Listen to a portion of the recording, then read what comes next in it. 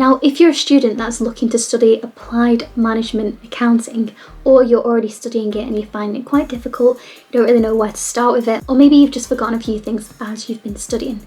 So I'm going to break down some of these topics for you in this playlist, but firstly we're going to have a look at activity-based costing and what it is. So this is really simple. It's just a fancy word that's been applied here. Now, if you are a management accountant and you're looking at the cost of a service or a product, really when we break this down and strip this down to the bare bones, you've got only two different ways of working this out. So you can look at two different methods to work out the total cost of a service or a product, which we're going to look at today. So I'm going to break this down for you. So when you look at overheads, so you look at your simple income statement where you've got your sales, you've got cost of sales, you've got your gross profit, and then you've got your overheads, which might be admin, it might be finance, it might be rent, etc. Those costs there are overheads. So typically overheads will either be a direct cost of a product or an indirect cost of a product, for example. So a direct cost might be, well, the guy that I've hired to work and create that particular product, that cost for that individual is going to be direct labour, and I can associate it to that product directly. Now, an indirect cost is always going to be the likes of finance, because let's just say you've opened up a business tomorrow and you need to create a product.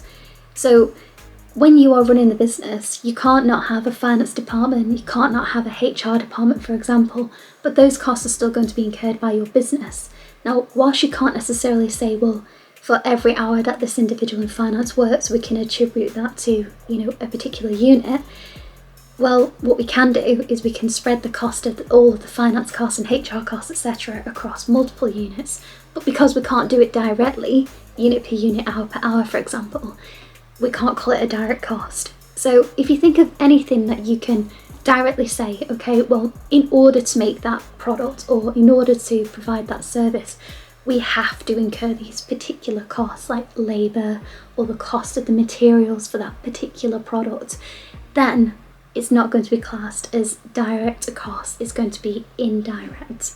So the two types of ascertaining the cost of a product or service are, firstly, this absorption costing, which is what I just mentioned then, where we're taking the cost of HR, finance, etc., all of the indirect costs, and we're going to apportion them to that particular product or service. Now, the other way is another method that we call marginal costing.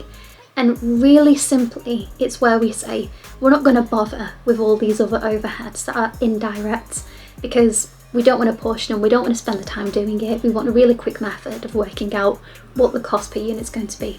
So we're only going to look at the direct costs. And that's it.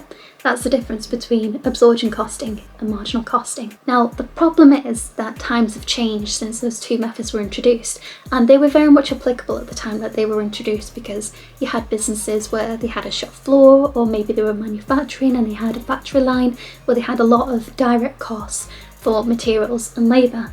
But nowadays, businesses tend to have a large amount of overheads in their business. So they might be running online businesses, for example, or different types of online service businesses. So we need to look at a different way of calculating those costs. And this is where activity-based costing comes into effect. So in the next video, I'm going to show you how to work that out. But if you like this video, give it a thumbs up, and otherwise I'll catch you at the next one.